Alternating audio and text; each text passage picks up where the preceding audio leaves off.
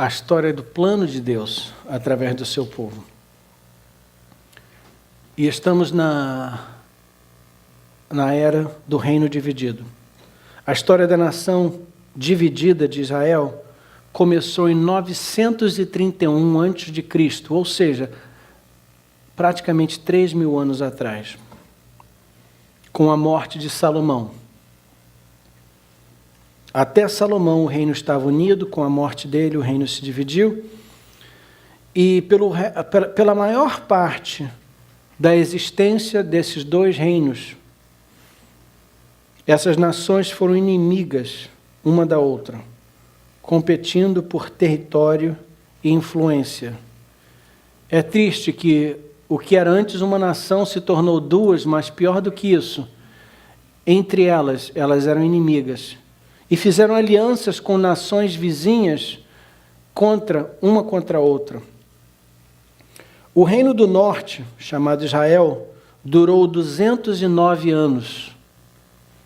209 anos, começando então em 931 e terminando em 722 a.C. O que aconteceu no ano 722? Uma nação vizinha, a Síria, invadiu Israel e esse foi o fim da nação. O reino do sul, por sua vez, Judá, durou um pouco mais de tempo, durou 345 anos, terminando no ano 586 a.C., quando o reino da Babilônia, liderado por Nabucodonosor, invadiu Judá, destruiu o templo, destruiu a cidade de Jerusalém e assim encerrou o reinado do sul.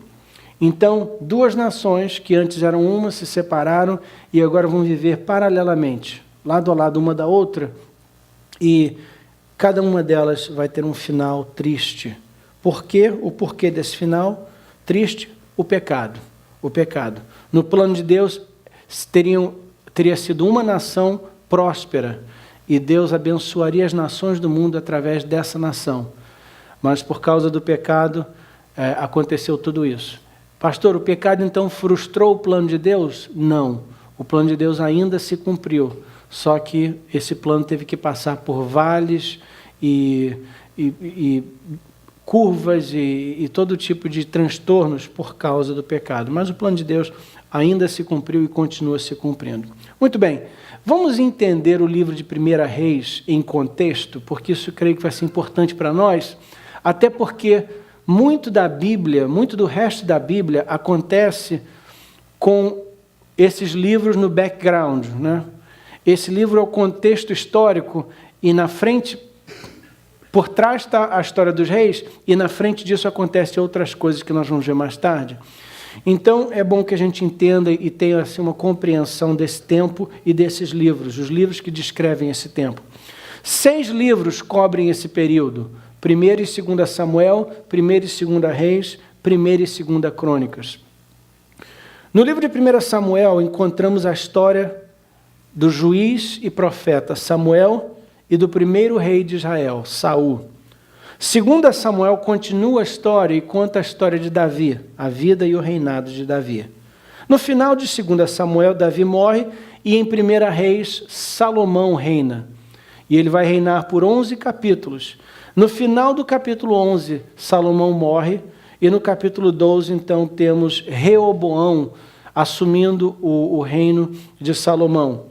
E aí que vem a separação do reino e Jeroboão, então, governa 10 tribos, e aí então vem a bifurcação, a separação das tribos.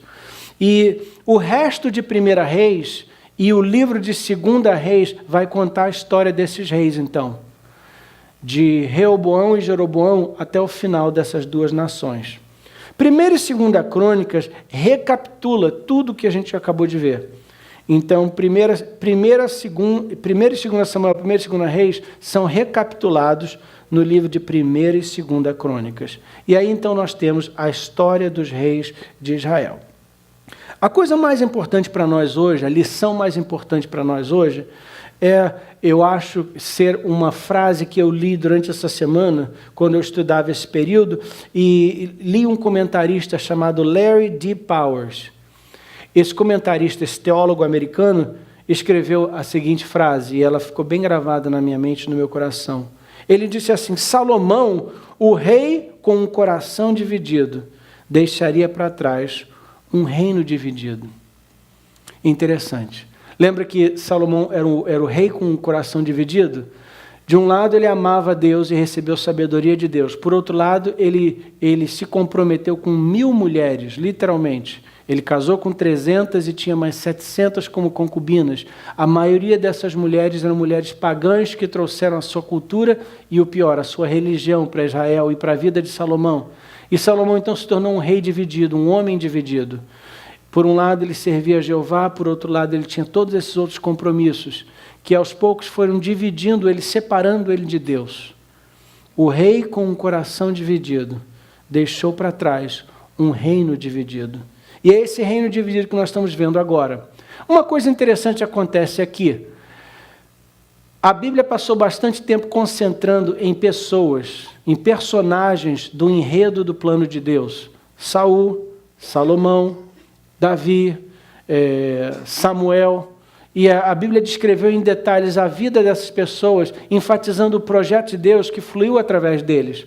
Mas depois de Salomão, a Bíblia, em vez de enfatizar personagens, passa a enfatizar eventos e acontecimentos.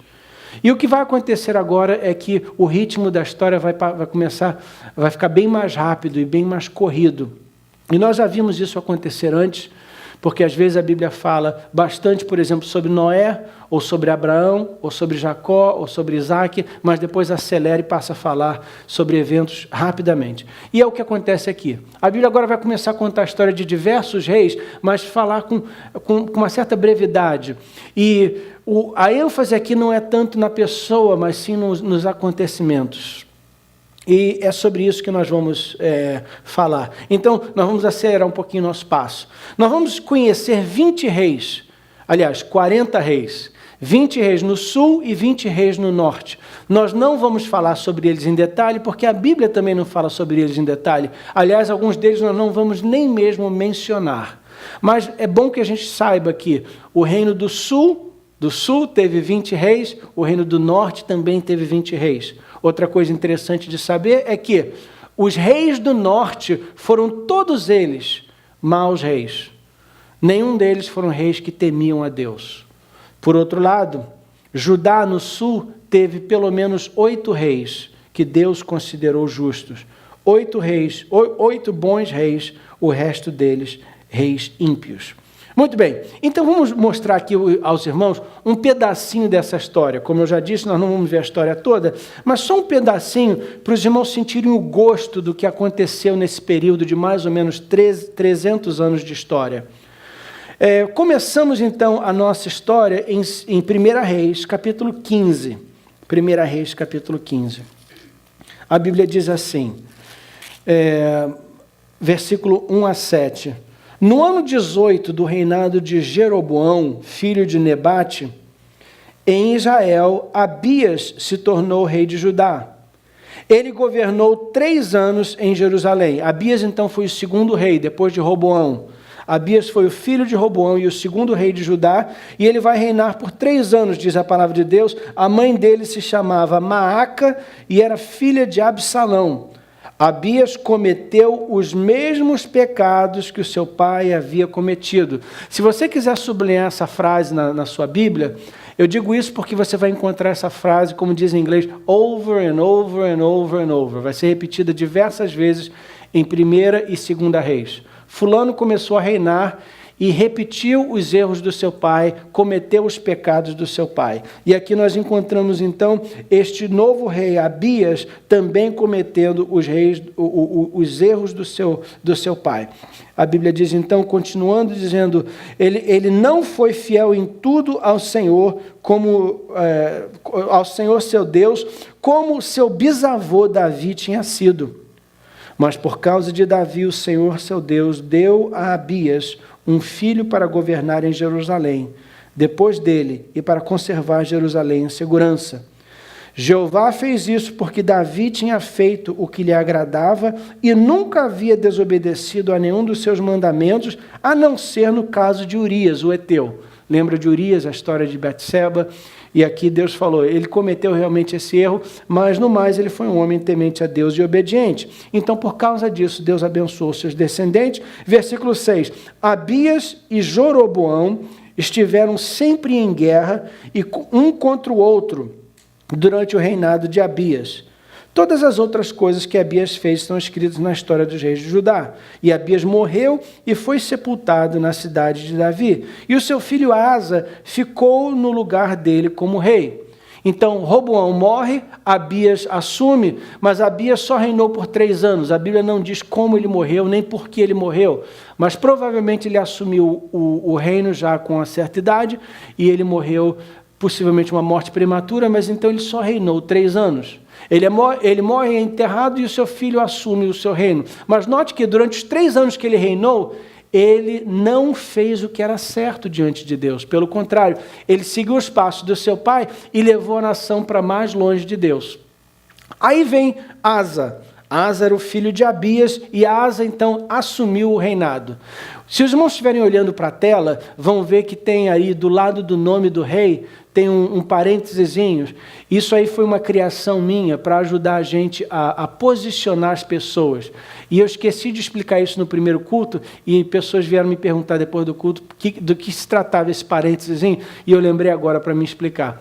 Então, por exemplo, depois de Roboão está entre parênteses 1J, significando que ele é o primeiro rei de Judá, primeiro rei de Judá.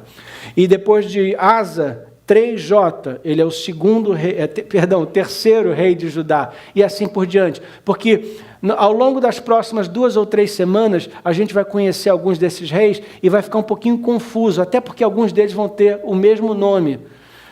Um rei tem um nome, 3 ou 4 gerações mais tarde, outra pessoa tem o mesmo nome daquele primeiro rei, então fica um pouquinho confuso. O que é mais confuso ainda, às vezes é um rei de um país, tem um nome, e um rei do outro país tem o mesmo nome.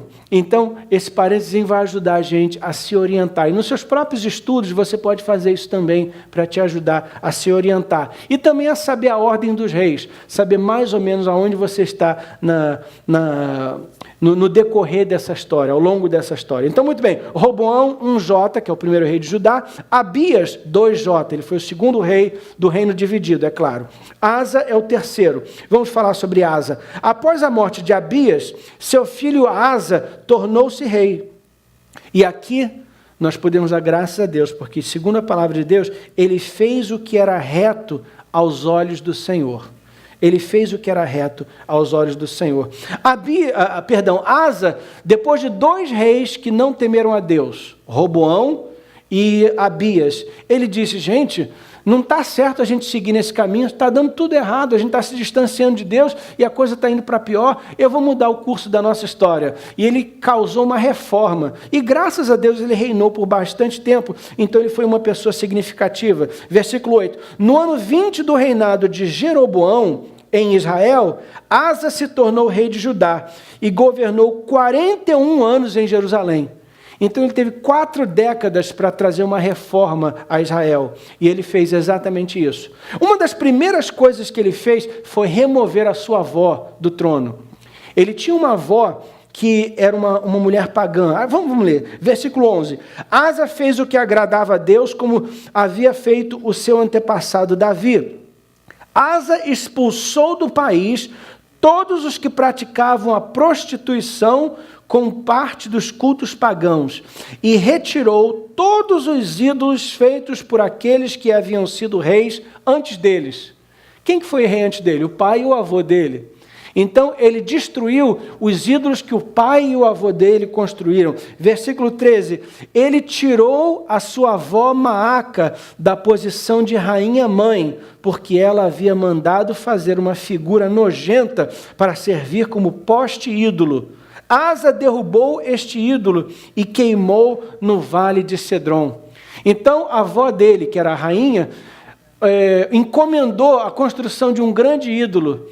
E Asa falou, não, isso está errado, nós somos servos de Jeová, e mandou que esse ídolo fosse destruído. E ele virou para a avó dele e falou, minha avó, eu não vou te matar, eu não vou te odiar, mas eu vou te remover do seu cargo. Você está sendo uma péssima influência para o nosso país, você está sendo uma péssima influência para a nossa cultura, a partir de hoje você vai deixar de ser rainha. Isso é importante e interessante, porque lembra quando nós falamos sobre o avô dele, Roboão? Roboão, a influência negativa na vida dele foi a mãe dele, nós vimos isso. E a mãe dele, então, influenciou ele a não servir a Deus. E ele, Roboão, se tornou uma influência no seu filho, que também não serviu a Deus, Abias. Mas agora o neto de Roboão falou, não, a gente está indo no caminho errado. E ele, então, destruiu os ídolos que o seu pai e o seu avô tinham construído, removeu a sua avó do trono e disse, nós vamos servir a Jeová, eu e a minha casa, eu e o meu reinado serviremos a Jeová. Então ele introduziu um avivamento e uma reforma em Israel, em Judá, e trouxe Judá de volta para o Senhor. Então, queridos, esse é o padrão dos reis em Judá. Um rei ruim, um rei péssimo, um rei pior ainda, aí vem um rei bom, aí vem um rei ruim, aí vem um rei bom, aí vem um rei ruim, e assim por diante. E por isso a nação às vezes teve um avivamento. Oito reis, como Asa, trouxeram reforma e restauração a Israel. Os outros 12 levaram Judá de mal a pior. Vamos falar agora um pouquinho sobre o reino do norte, Israel. Falamos sobre o reino do sul, e no reino do sul tinha um dedo para cima e um dedo para baixo, porque às vezes tinha rei bom e às vezes tinha rei ruim. Mas em Israel, a história é de decadência. Um após o outro, os reis foram todos, os 20 reis de Israel, todos eles foram reis que não serviram a Jeová. Muito bem, vamos então começar a história no versículo 25 do capítulo 15. Capítulo 15, versículo 25, a Bíblia diz assim, no segundo ano do reinado de Asa em Judá, Nadab, filho do rei Jeroboão, se tornou rei de Israel. E ele reinou por 2 anos. 2 anos? Por que ele reinou tão pouco tempo? Lembra que Deus tinha profetizado a Jeroboão que por causa da idolatria dele, Deus ia cobrar muito caro dele e da sua família? Muito bem, isso se cumpriu aqui. Versículo 26. Como havia feito o seu pai antes dele, Nadab pecou contra Deus e fez com que o povo de Israel também pecasse. Baasa, filho de Aías, da tribo de Issacar, fez uma conspiração contra Nadab e o matou no país dos filisteus, em Gibeton, a cidade que Nadab e os seus exércitos estavam cercando. Isso aconteceu no 3º ano do governo do rei Asa em Judá. E assim Baasa ficou no lugar de Nadab como rei de Israel. Logo que começou a reinar, ele matou as pessoas da família de Jeroboão, de acordo com o que o Senhor Deus tinha dito por meio do seu servo, o profeta Aías, de Siló. Toda a família de Jeroboão foi morta, não escapou ninguém. Isso aconteceu porque Jeroboão havia feito com que o Senhor, o Deus de Israel, ficasse irado com os pecados que ele cometeu e que fez o povo de Israel cometer. Então Deus tinha avisado através do profeta Aías que isso aconteceria e de fato isso se cumpriu durante a vida de Nadab, filho de Jeroboão. Muito bem, então Jeroboão foi assassinado e deposto. E quem assumiu, então, o reino depois dele foi Baasa. Baasa, uma das primeiras providências que ele tomou foi eliminar a família do rei anterior, de Nadab. Matou não só Nadab, mas todos os parentes de Nadab. E assumiu, então, a direção do reino. E como é que ele reinou? A palavra de Deus nos diz, versículo 33, no 3º ano do reinado de Asa em Judá, Baasa, filho de Aías, se tornou rei de todo o povo de Israel e governou 24 anos em Tirza. Como o rei Jeroboão havia feito antes dele, Baasa pecou contra o Senhor Deus e fez com que o povo de Israel também pecasse. Se você quiser sublinhar essa frase na sua Bíblia, você pode sublinhar e se familiarizar com ela, porque ela vai se repetir over and over, diversas vezes em 1ª e 2ª Reis. Fulano assumiu o reino e fez mal aos olhos do Senhor, pecou contra Deus. E esse foi o caso com Baasa também. Então é o terceiro, Baasa é o terceiro rei de Israel e ele também é um rei ímpio. Muito bem, será que depois de Baasa a coisa melhora? Não. Baasa morreu e o seu filho, um homem chamado Elá, assumiu o reino no lugar do seu pai.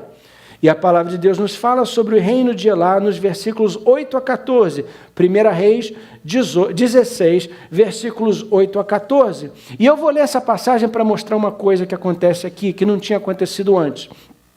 No ano 26 do reinado de Asa em Judá, Elá, filho de Baasa, se tornou rei de Israel e governou 2 anos em Tirza. Ele vai governar 2 anos só. Por quê? Versículo 9. Porque Zinri, um dos seus oficiais, que comandava a metade dos seus carros de guerra, fez uma conspiração contra ele. Certo dia, em Tirza, Elá estava embebedando na casa de Arsa, que era o encarregado do palácio. Zinri entrou na casa, matou Elá e ficou no lugar dele como rei.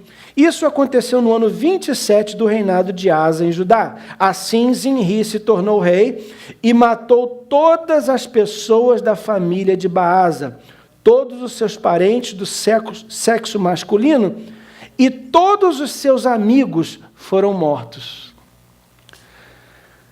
Zinri se tornaria agora o 5º rei de Israel. E como é que ele se tornou rei? Bom, ele era general, comandante de metade dos exércitos. Então ele era um homem de confiança. Ele esperou um momento em que o seu rei, o rei Elá, o seu patrão, vamos dizer assim, estava bêbado. Foi lá, matou Elá e assumiu o trono. Mas não só isso, ele falou, bom, eu vou matar a família dele toda para que ninguém venha, depois, mais tarde, resistir ao meu governo. Mas ele foi um passo além. Elá não, o pai de Elá, Baasa, já tinha feito a mesma coisa também. Então ele a história estava se repetindo, mas ele fez uma coisa pior, porque a Bíblia diz que não só ele matou a família de Elá, mas ele matou até os amigos de Elá. Ele foi um passo além. Eu estou mencionando tudo isso, queridos, porque eu estou querendo mostrar aos irmãos a decadência de Israel. Não só a instabilidade do reino, mas a decadência. Queridos, essa nação tinha sido escolhida por Deus para serem os embaixadores de Deus na terra. Essa nação foi escolhida por Deus para representar Deus aqui na terra. Deus tinha dito a Abraão, Abraão, eu vou te abençoar e você vai ser uma bênção para o resto das nações. Israel foi escolhida para ser uma luz, uma lâmpada brilhando para as outras nações, para trazer as nações a Deus. Será que é isso que está acontecendo aqui? Não. O pecado se infiltrou no projeto de Deus.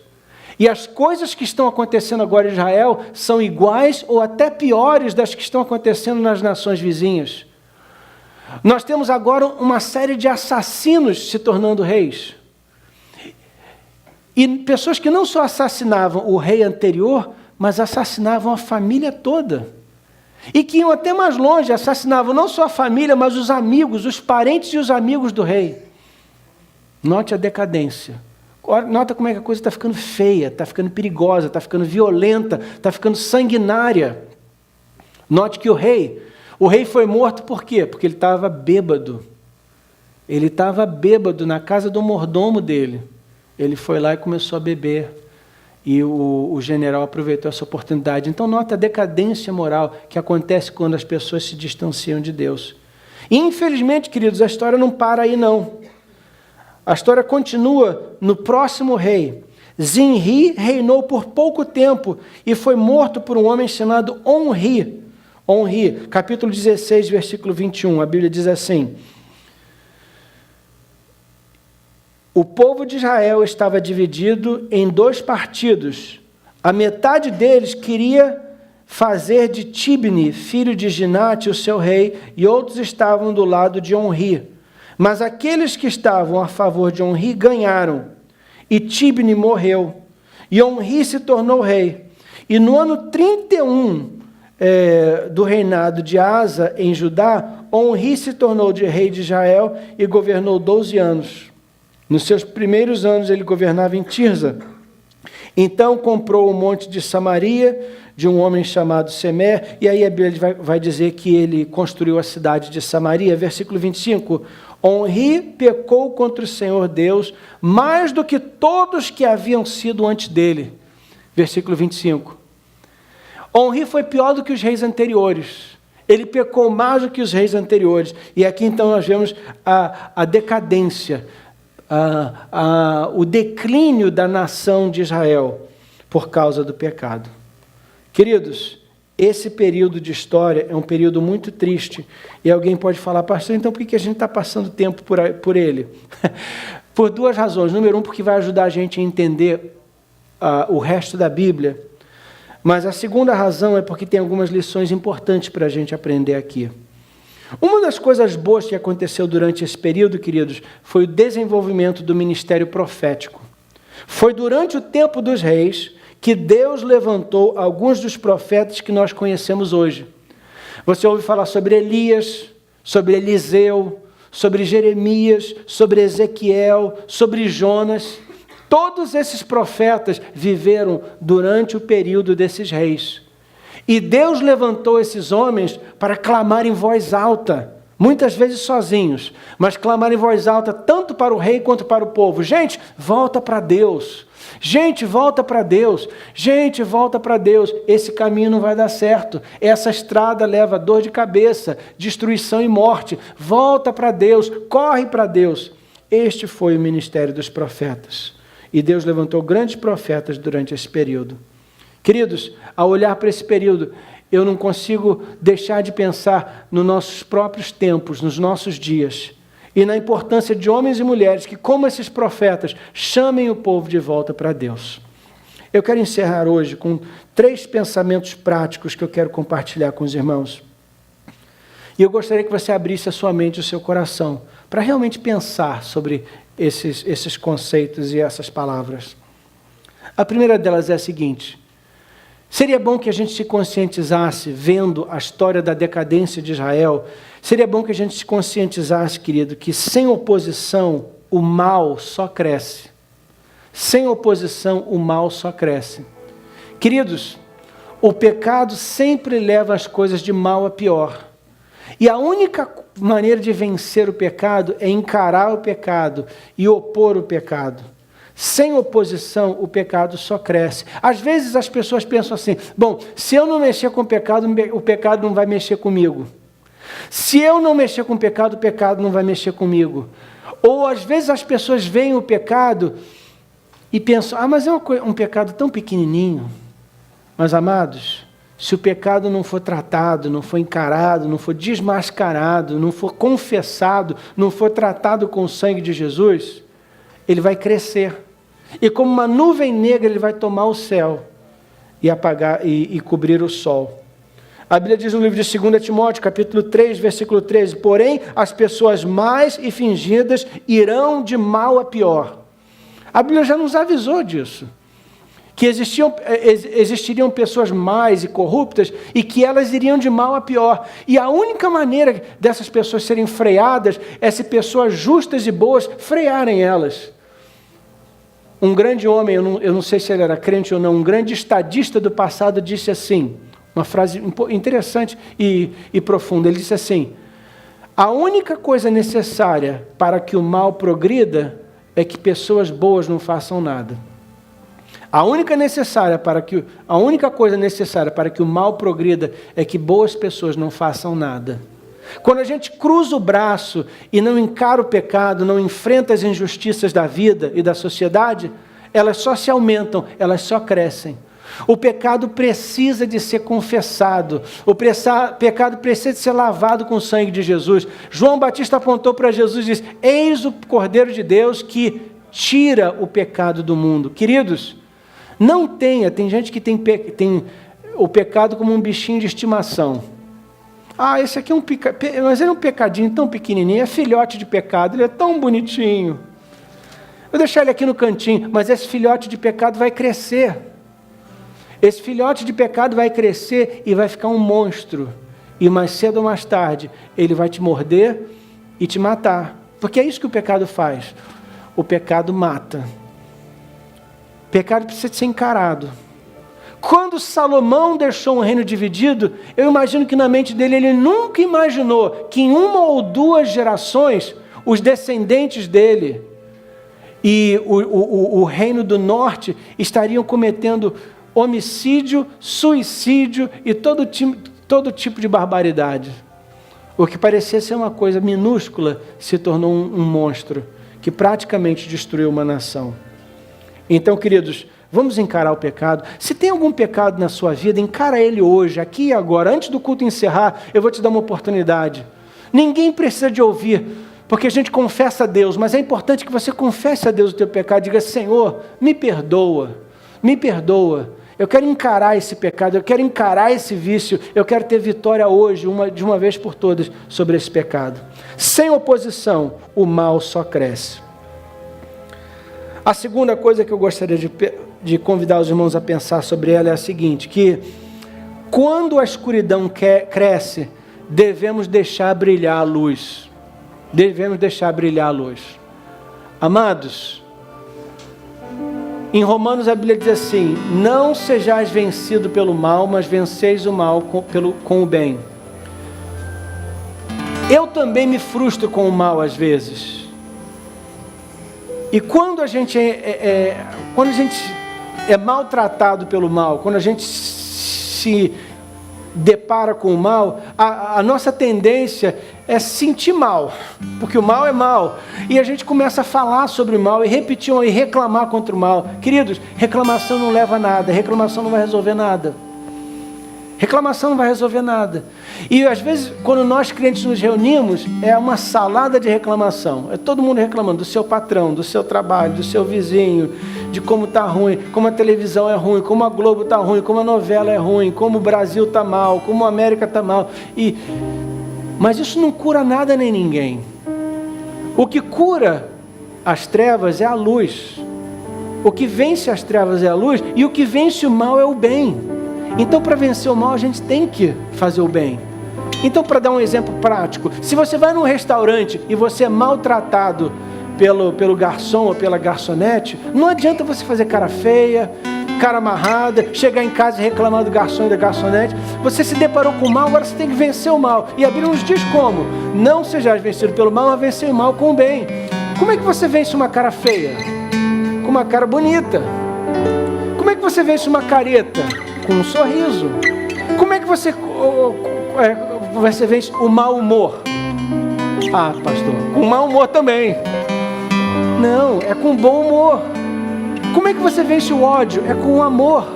Como é que você vence a maldição? É com a bênção. Jesus nos ensinou isso, não foi? Ele falou assim: abençoai os que vos maldizem, orai pelos que vos perseguem, amai os que vos odeiam. Então a gente vence o mal com o bem. Quando você se deparar com as trevas no seu trabalho, no seu bairro, na sua escola, não reclama não faz cara feia não, acende a luz, acende a luz. E se você vai no restaurante e é maltratado, determine no seu coração: porque eu sou embaixador de Cristo, porque eu sou servo de Jesus, mesmo sendo maltratado, eu vou tratar essa pessoa bem. Eu quero fazer diferença. Eu quero ser parte da solução e não parte do problema. Em vez de jogar lenha na fogueira, eu vou tirar uma lenha para a fogueira morrer. Em vez de contribuir para essa briga, para esse desentendimento, eu vou trazer amor, paz, reconciliação, sorriso, bom humor. Eu vou acender a luz. Quando a escuridão cresce, deixa brilhar a luz. Pastor, você faz isso?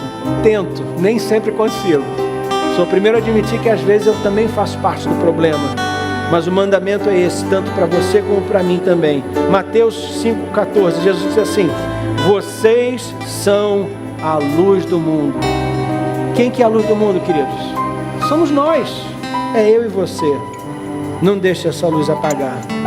E em terceiro lugar, deixa eu te lembrar uma coisa importante. Deus está no controle de todas as coisas. Às vezes não parece. Às vezes a gente sente um desânimo porque parece que a coisa está fora do controle. Não está, não. Salmo capítulo 2, eu não tenho tempo de ler. Se eu tivesse um pouquinho mais de tempo, eu queria ler o salmo inteiro para você, porque é um salmo lindo. O Salmo 2, o salmista está observando as nações. E ele nota que as nações estão se rebelando contra Deus. No versículo 1 ele diz assim: por que as nações pagãs planejam revoltas? Por que os povos fazem planos tão tolos? No versículo 2 e 3 diz o que eles falaram no coração deles. Diz assim: olha, vamos romper as tradições, vamos abandonar a Deus, vamos nos rebelar contra Jeová. Versículo 4: do seu trono lá no céu, o Senhor ri e zomba deles. Qual é a reação de Deus? Ele ri. Ele não está preocupado, ele ri, porque ele sabe que ele está no controle das coisas. E eu quero que você também tenha liberdade de rir na frente dos obstáculos, dos problemas da vida. Ri, pode rir. Deus te dá essa permissão, porque Deus está no controle de tudo. Ele está sentado no trono. E mesmo quando as coisas parecem estar fora de controle, Deus está segurando as rédeas da história. E Ele está guiando os eventos da história. E Ele vai nos dar vitória. Põe-se de pé comigo.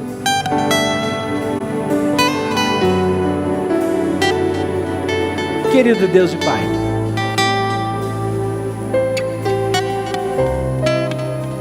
é triste ver o que aconteceu na história do povo de Deus no Velho Testamento. É triste ver o que o pecado conseguiu fazer na vida do povo de Deus. Não nos admiramos com o que o pecado consegue fazer no mundo. É triste ver o que o pecado consegue fazer entre o povo de Deus. Mas 1 Coríntios capítulo 10 diz que essas histórias do Velho Testamento foram escritas para que nós aprendêssemos as lições que elas ensinam. E hoje nós queremos aprender. Abrimos a nossa mente e o nosso coração para aprender como o pecado é nocivo. Como o pecado mata e destrói. Como o pecado traz desgraça e tristeza para a vida das pessoas. E em nome de Jesus, propomos hoje opor ao pecado, encarar o pecado e acendermos a luz. Se você precisa acender a luz no teu próprio coração, se você precisa de confessar alguma coisa a Deus e pedir libertação da parte de Deus, faça isso agora. Aí onde você está, feche os seus olhos, levante as suas mãos aos céus e peça a Deus perdão, peça a Ele misericórdia, peça a Ele ajuda. Enfrenta e encara o pecado que tem tentado infiltrar a tua vida, se alojar no teu coração, destruir o teu casamento, destruir a tua vida, destruir os teus relacionamentos. Em nome de Jesus, enfrenta e encara essa situação e pede a ajuda de Deus, pede intervenção divina, pede que Deus hoje abra as portas da libertação para você e deixa para trás as coisas que o inimigo está tentando semear na tua vida para trazer morte e destruição. Deixa Deus agir, deixa Deus fazer algo novo e deixa Deus iniciar uma nova estação na tua vida hoje. Deus quer te tocar.